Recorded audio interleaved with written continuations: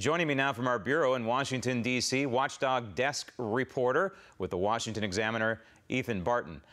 Ethan, no matter where you come down on net neutrality, I think that this plan, this scheme, certainly is a window to the soul to Barack Obama and his administration and what he stands for. Yeah, that's right. This is definitely lacking transparency, which has been clear throughout all of Obama's administration.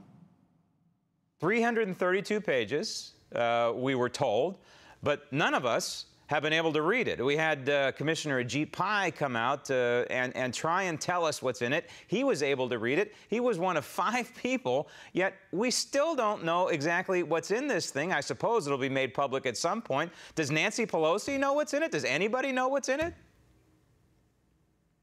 That's a very good question. We know that the commissioners know what's in it and that 3 of them decided that it was worth voting for. One of those commissioners, the chairman, was actually a Comcast lobbyist. So it's really a good question to see what comes out of this, what is actually in the regulations. And it's interesting because a lot of people say this is aimed at trying to control Comcast. Speaking of that, industry reaction has been mostly negative. In fact, I heard Verizon came out with a shot at this, of course, opposing net neutrality, and they did it in Morse code. Because the obvious problem here is that the Obama administration is trying to shoehorn the internet into this 1934 Communications Act. Yeah, not only Verizon, but AT&T both have already said they plan on taking legal action against this.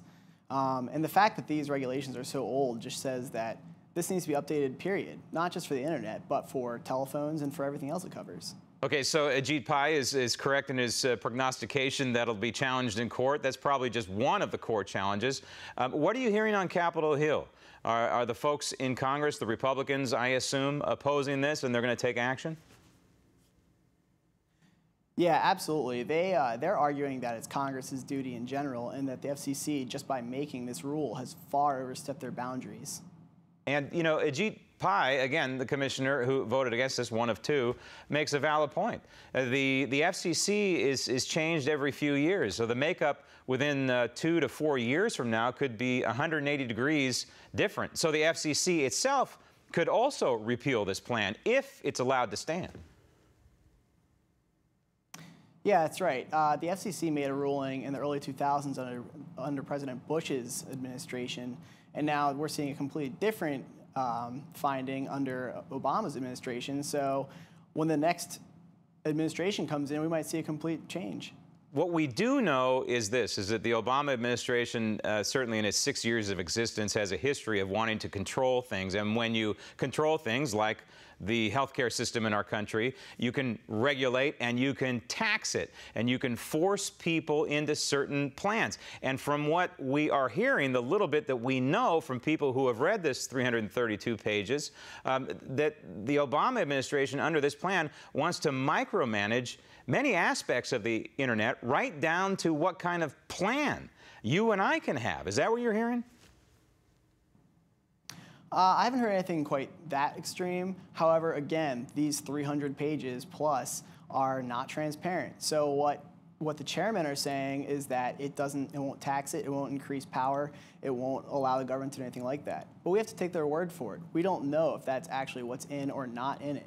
We don't know if eventually down the road these regulations have statutes that say that they will be able to tax it, control it, and allow what kind of internet you have. Well, that's the problem. We have to take their word for it. This is not what the framers of our Constitution ever had envisioned. What they envisioned is elected officials. These are unelected people who are put there by the President of the United States or presidents of the United States, and they're unaccountable to the people. And so here they are deciding our fate on a crucial issue, which most people would believe is the last bastion of free enterprise in the world, the World Wide Web.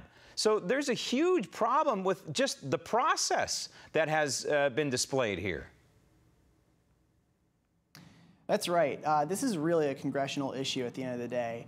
Congress really needs to make a decision. Now, what the FCC can say is that they have made an interim decision until Congress can come up with something. So that is the plus here. However, again, if Congress doesn't act, we're stuck with these regulations, and again, who knows what they say. Well, I think Ajit Pai, the commissioner, is correct. I think it will be challenged on all those fronts, and we can only hope so. But, you know, the pattern with the Obama administration is clear here, and that is since 2010 when the Democrats lost the House and Obama lost his stranglehold on Congress, that he has legislated from the Oval Office. And now he has relied then on the third branch of government to try and push through his legislating from the Oval Office. And I think it's an affront to our system of government, our republic of this country. Ethan, thank you.